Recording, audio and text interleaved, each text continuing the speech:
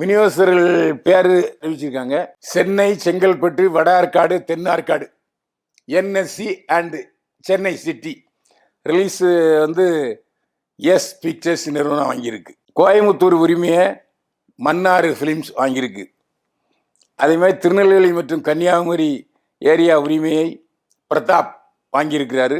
சேலம், திருச்சி மற்றும் மதுரை ஏரியா உரிமையை 5 star Senthil வாங்கியிருக்கிறாரு.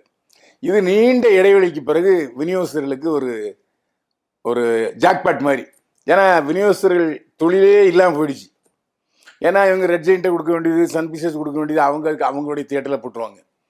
So ஒட்டுமொத்த விநியோகஸ்தருடைய தொழிலையும் ரெட் ஜெயிண்ட்டும் சன் பிக்சர்ஸும் பறிமுதல் பண்ணிட்டாங்க, அப்படிதான் சொல்லணும். முதல் தடவையாக விஜய் வந்து மறுபடியும் அந்த ஏரியா வைஸ் விற்றுருக்காரு. அதுவும் பெரிய பாராட்டுக்குரிய விஷயமா தெரியுது.